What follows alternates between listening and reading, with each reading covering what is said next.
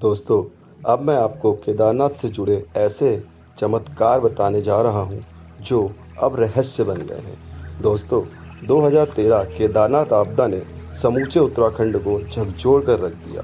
पूरे उत्तराखंड के इतिहास में ऐसा पहली बार था कि इतनी भयानक आपदा आई कि जिसने न केवल उत्तराखंड को बल्कि पूरे भारतवर्ष को हिला कर रख दिया। अलग अलग राज्यों से आए हुए न जाने कितने ही श्रद्धालु इस आपदा का शिकार हुए। इस महाप्रलय में मंदाकिनी का विकराल रूप सब बहा कर ले गया, लेकिन इस आपदा में हैरान और आश्चर्यचकित कर देने वाले ऐसे चमत्कार हुए जिनसे केदारनाथ मंदिर के अस्तित्व और महिमा का पता चलता है। दोस्तों, अब मैं आपको बताने जा रहा हूँ आपदा से जुड़े कुछ ऐसे चमत्कार जो आपको या तो आश्चर्यचकित कर देंगे या फिर महाकाल पर आपके भरोसे को और भी अटूट कर देंगे।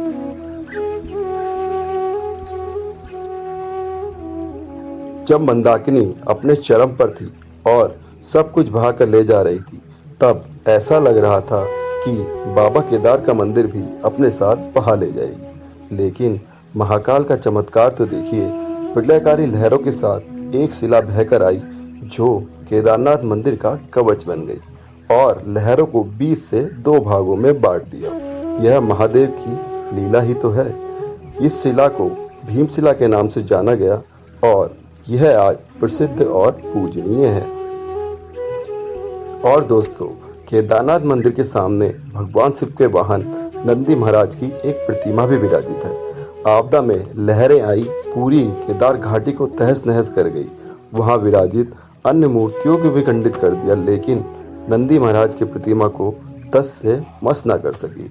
इसे महादेव का चमत्कार नहीं तो और क्या कहेंगे। यह सब कैसे हुआ, यह आज भी एक रहस्य है। नमस्कार दोस्तों, मैं अतुल आज अपने इस ब्लॉग में आपको भगवान शिव के 12 ज्योतिर्लिंगों में से एक प्रसिद्ध केदारनाथ धाम के इतिहास, रहस्य, चमत्कार और कुछ अनछुए तथ्यों से रूबरू करवाने जा रहा हूँ।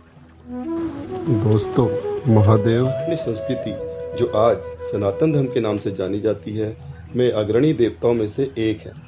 इन्हें भोलेनाथ, शंकर, महेश, रुद्र, नीलकंठ, गंगाधर आदि नामों से भी जाना जाता है। गले में नाग, सिर में गंगा और हाथ में डमरू और त्रिशूल लिए हुए कैलाशवासी हैं भगवान शिव। जिस प्रकार इस ब्रह्मांड का ना कोई अंत है, ना कोई छोर है और ना ही कोई शुरुआत, उसी प्रकार शिव भी अनादि है। संपूर्ण ब्रह्मांड शिव के अंदर समाया हुआ है। जब कुछ नहीं था तब भी शिव थे और जब कुछ नहीं होगा तब भी शिव ही होंगे। इसलिए शिव जी को महाकाल कहा जाता है। दोस्तों, केदारनाथ मंदिर भारत के उत्तराखंड राज्य के रुद्रप्रयाग जिले में स्थित है। उत्तराखंड में हिमालय पर्वत की गोद में केदारनाथ मंदिर 12 ज्योतिर्लिंगों में सम्मिलित होने के साथ साथ 4 धाम और 5 केदार में से भी एक है। यहाँ की प्रतिकूल जलवायु के कारण यह मंदिर अप्रैल से नवंबर माह के मध्य ही दर्शन के लिए खुलता है। बाकी समय यह बर्फ से ढका रहता है। कत्यूरी शैली में पत्थरों से बने इस मंदिर के बारे में कहा जाता है कि इसका निर्माण पांडव वंश के जन्मेजय ने कराया था। यहाँ स्थित स्वयंभू शिवलिंग अति प्राचीन है। एक मान्यता के अनुसार वर्तमान मंदिर का 8वीं शताब्दी में आदि शंकराचार्य द्वारा जीर्णोद्धार कराया गया था। 32 वर्ष की उम्र में सन 1820 ईस्वी में केदारनाथ में ही उन्होंने अपना देह त्यागा और अभी भी मंदिर के पिछले भाग में आदिनाथ शंकराचार्य की समाधि है। इस मंदिर की आयु के बारे में कोई पुख्ता ऐतिहासिक प्रमाण नहीं है, पर 1000 वर्षों से केदारनाथ एक महत्वपूर्ण तीर्थ यात्रा का स्थल रहा है। यह हिंदू धर्म के अनुयायियों के लिए एक पवित्र स्थान रहा है। केदारनाथ की बड़ी महिमा है। उत्तराखंड में बद्रीनाथ और केदारनाथ ये दोनों प्रधान तीर्थ हैं। दोनों के दर्शनों का बड़ा ही महत्व है। केदारनाथ के संबंध में लिखा गया है कि जो व्यक्ति केदारनाथ के दर्शन किए बिना बद्रीनाथ यात्रा करता है, उसकी यात्रा निष्फल जाती है और केदार सहित नर नारायण मूर्ति के दर्शन का फल समस्त पापों के नाश पूर्वक जीवन की मुक्ति बताया गया है। पंच केदार की ऐसी कथा मानी जाती है कि महाभारत के युद्ध में विजय होने पर पांडव भ्रातृहत्या के पाप से मुक्ति पाना चाहते थे।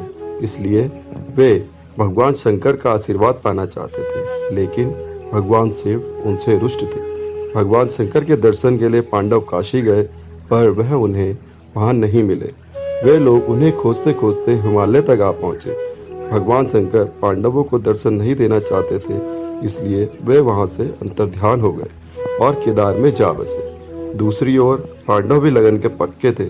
वे उनका पीछा करते करते केदार पहुंच ही गए। भगवान शिव ने तब तक बैल का रूप धारण कर लिया और वे अन्य पशुओं में जा मिले। पांडवों को संदेह हो गया था, अतः भीम ने अपना विशाल रूप धारण कर 2 पहाड़ों पर पैर फैला दिया। अन्य सभी गाय बैल तो निकल गए, पर शंकर जी रूपी बैल पैर के नीचे से जाने को तैयार नहीं हुए। भीम बलपूर्वक इस बैल पर झपटे, लेकिन बैल भूमि में अंतर्ध्यान होने लगा। जब भीम ने बैल की त्रिकोणात्मक पीठ का भाग पकड़ लिया, भगवान शंकर पांडवों की भक्ति दृढ़ संकल्प देखकर प्रसन्न हो गए। उन्होंने तत्काल दर्शन देकर पांडवों को पाप मुक्त कर दिया। उसी समय से भगवान शंकर बैल की पीठ की आकृति पिंड के रूप में श्री केदारनाथ में पूजे जाते हैं। ऐसा माना जाता है कि जब भगवान शंकर बैल के रूप में अंतर्धन हुए तो उनके धड़ के ऊपर का भाग काठमांडू में प्रकट हुआ। अब वहाँ पशुपतिनाथ का प्रसिद्ध मंदिर है। शिव की भुजाएं तुंगनाथ में, मुख रुद्रनाथ में, नाभि महामदेश्वर में और जटा कल्पेश्वर में प्रकट हुए। इसलिए इन 4 स्थानों सहित श्री केदारनाथ को पंच केदार कहा जाता है। मंदिर वास्तुलिपि। यह मंदिर एक 6 फुट ऊंचे चकोर चबूतरे पर बना हुआ है। मंदिर में मुख्य भाग मंडप और गर्भगृह के चारों ओर प्रदक्षिणा पथ है। बाहर प्रांगण में नंदी बैल वाहन के रूप में विराजमान है। दर्शन का समय। केदारनाथ जी का मंदिर आम दर्शनार्थियों के लिए प्रातः 6 बजे खुलता है। दोपहर 3 बजे से 5 बजे तक विशेष पूजा होती है और उसके बाद विश्राम के लिए मंदिर बंद कर दिया जाता है। पुनः शाम 5 बजे जनता के दर्शन हेतु मंदिर खोला जाता है।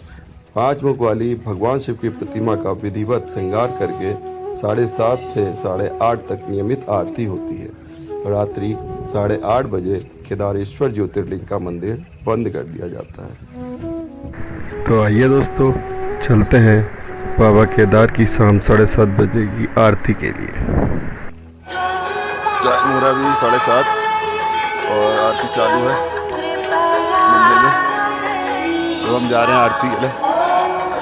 और केदारनाथ में कभी भी आएँ तो रात रुकें, ताकि रात का एक अलग ही मंदिर का नज़ारा रहता है, अलग ही व्यू दिखता है। शाम की आरती का मज़ा ले सकते हैं। देखिए क्या मस्त व्यू है।